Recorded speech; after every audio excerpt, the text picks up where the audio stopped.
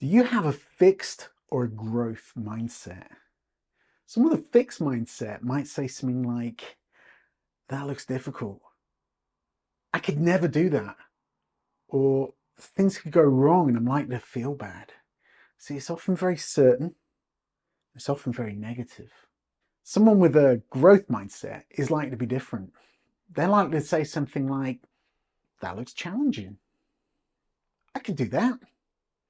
And I'm likely to succeed and feel good. See, it's often very optimistic and positive. Both of these reflect our personal narratives, the stories we tell ourselves that are based on how we see ourselves in the world. Someone with that fixed mindset are probably seeing things from as they are now, assuming things can't change and can't get better. Some of the growth mindset, though, is probably thinking of the future, where there can be opportunities, where things can be better. Now, it's understandable how someone could get a fixed mindset. Things might have happened to them to make them think that way. This isn't to be critical in any way. This video is about showing you that you can change your mindset. I'm going to show you how you can do that. But first, I'm going to give you some examples of why this is so important. And then, as always, I'll leave you with 3 easy things you can do right now. I honestly believe that someone with a growth mindset is likely to be luckier. This isn't down to some cosmic force. This is down to the fact that they are likely to create and make the most of opportunities. Someone with a fixed mindset, on the other hand, is like to see themselves as unlucky. They're probably going to be reluctant to take chances and therefore less likely to receive good fortune. Darren Brown on TV did a great show about this. He looked at people who considered themselves lucky, and guess what?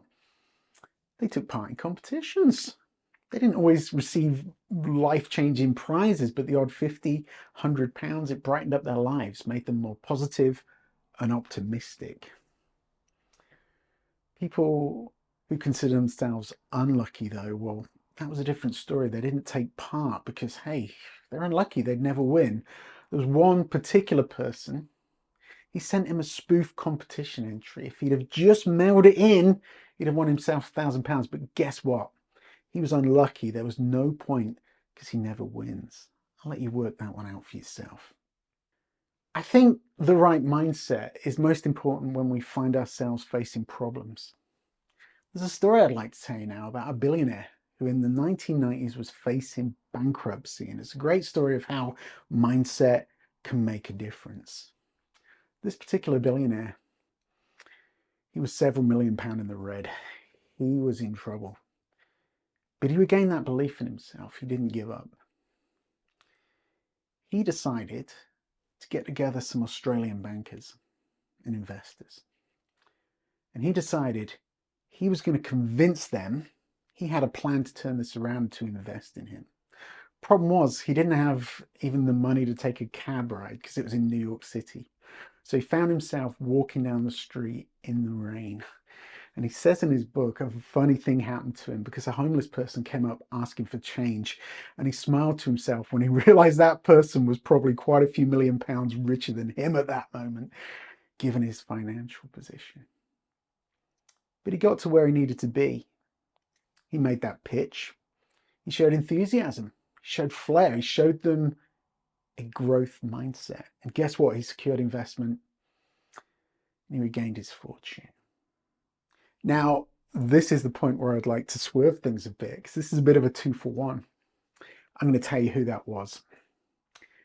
And I often get reactions when I do that. If I'm talking to people, telling them this story, it doesn't always go to plan. You see, that person was Donald Trump.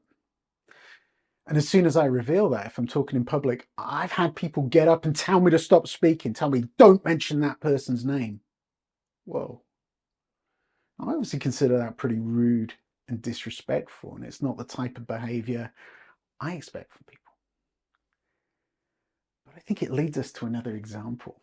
We can have a growth mindset in life, but are we applying that growth mindset to news and views, things we believe, particularly in today's polarized world? So it's that little reminder. Why not adopt that growth mindset to news and views. You don't have to agree with it, but just be open to what other people are saying. Listen to it. And don't just shut things down. Don't apply that fixed mindset. So 2 for 1 there. It's an example of how a growth mindset can help us move forward. And sometimes, even if we do have that growth mindset, we can still take a fixed view of things that matter. Get thinking. Finally, I'd like to look at the mindsets of professionals, people that have to do difficult jobs. And I've always been a huge Formula One fan, particularly Michael Schumacher. Now, there is someone who adopted a growth mindset. You often hear it with Formula One drivers. When they're driving along, their engineer might say something negative and they'll say to them, stop talking. They don't even want to hear it. They don't want their mind to draw them to the negatives. Michael Schumacher in particular was once he'd come back from having a broken leg and journalists were saying to him, you're going to take it easier out there. And he's like, no, I wouldn't be Michael Schumacher. I can't even think of what could go wrong. I think it's fair to say that I don't think you could be a Formula One driver if you didn't have growth mindset.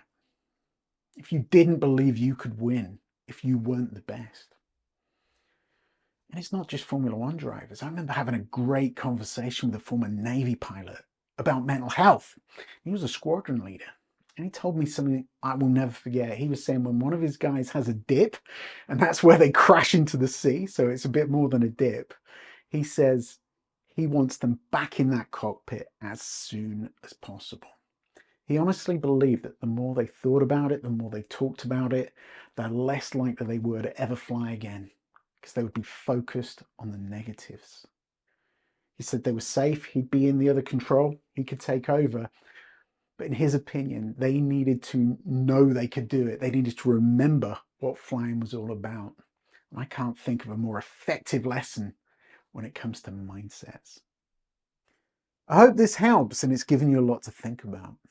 If you'd like to change your mindset, if you'd like to move from a fixed to a growth mindset, I suggest you do these 3 easy things. The first thing is to just think carefully about all of this. What does it mean to you? Where do you think you fall into this? And secondly, I would just look for these out in the world. Look for fixed and growth mindsets. Look at people around you. And then the most important thing, just catch yourself when you're responding or reacting to things. Just ask yourself, just gain that awareness. Is this coming from a fixed or a growth mindset? You can then start to move in the right direction, one little step at a time. So I hope this helps. I hope it makes a difference. I hope it makes you luckier. And I'll see you soon. Thanks so much for watching.